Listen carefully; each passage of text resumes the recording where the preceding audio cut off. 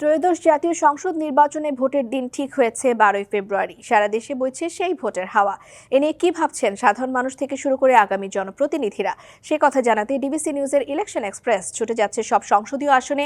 এখন আছে সংসদীয় আসন 236 মৌলভীবাজার 2-এ। সিএসআরএম ডিবিসি ইলেকশন এক্সপ্রেসে আমরা এখন রয়েছি মৌলভীবাজার 2 কুলাউড়া এলাকায় এবং একটি চা বাগানের মাঝেই বলা যায়। তো আমার সাথে আছেন বাংলাদেশ জামায়াত ইসলামী মনোনীত প্রার্থী ইঞ্জিনিয়ার শাহেদ আলী। আপনাকে স্বাগত জানাচ্ছি আজকের অনুষ্ঠানে। প্রথমে আমরা প্রশ্নে চলে যাই। এখন পর্যন্ত কুলাউড়া তো আসলে একটি বৈচিত্র্যময় জায়গা বলা যায়, চা বাগান, হাওর বা সবকিছু মিলিয়ে। এখন পর্যন্ত সাধারণ মানুষের কাছে আপনারা ছুটে যাচ্ছেন, তাদের কাছে আপনারা বলছেন আপনাদের কথা। সাধারণ মানুষ আসলে কিভাবে নিচ্ছে এবং কি চাইছে এই ভোটকে কেন্দ্র করে বর্তমান পরিবর্তিত পরিস্থিতির এবং বলা যায় নতুন বাংলাদেশে? আসসালামু আলাইকুম রহমতুল্লাহ। ডিবিসি ইলেকশন এক্সপ্রেসকে আমার পক্ষ থেকে স্বাগত, ধন্যবাদ আপনাদের মাধ্যমে দেশবাসীকে। মৌলভীবাজার 2 কুলাউড়া আসন, এই আসনে আমি ইঞ্জিনিয়ার শাহেদ আলী, জামাত ইসলামের এমপি প্রার্থী।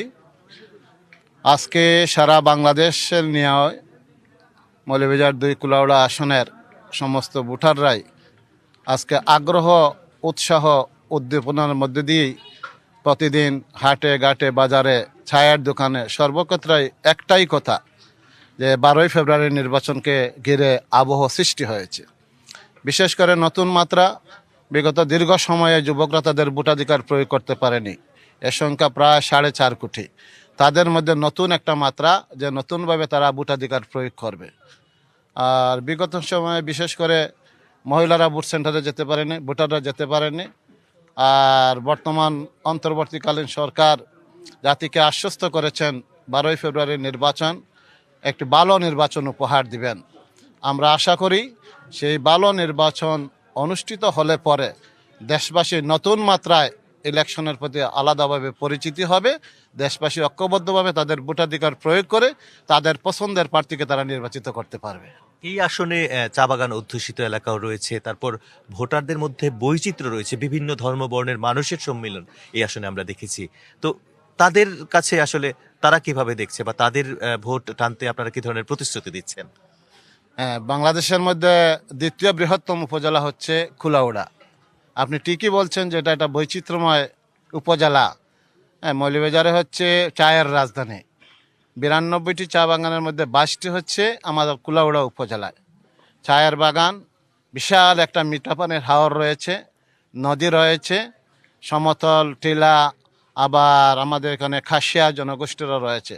বহু বৈচিত্র্যের মণ্ডিত আমার এই কুলাউড়া উপজেলা। আমি কুলাউড়ার সমস্ত এলাকায় ঘুরে ফিরেছি। আমরা সকলের মধ্যে একটা আগ্রহ আমরা লক্ষ্য করছি। সকলের মধ্যে জাতীয় যেটা আবহ সৃষ্টি হয়েছে, এটা পরিবর্তন। এই পরিবর্তন জাতি এখন দেখতে চায়। অতীতের গদবাধা নিয়মে জনগণ দেখতে চায় না। আগামী বাংলাদেশ একটি পরিবর্তনশীল বাংলাদেশ এদেশের জনগণ দেখতে চায়। সেটা সকল শ্রেণী পেশার মানুষের মধ্যে, চায়ের শ্রমিক, খাসিয়া, সাধারণ জনগণ, হাওয়ার এলাকার, বাটি এলাকার জনগণ, সকল শ্রেণী পেশা, সকল ধর্মবর্ণের মানুষের পক্ষ থেকে সেই চাওয়াটা একটু শেষে ছোট্ট করে জানতে চাই যে এখন পর্যন্ত পরিবেশ কেমন এবং আসলে লেভেল প্লেইং ফিল্ড কিংবা সার্বিক প্রার্থীদের মধ্যে শৃঙ্খলাবোধের বিষয়টা আপনারা কিভাবে দেখছেন, কেমন লক্ষ্য করছেন এই আসনে?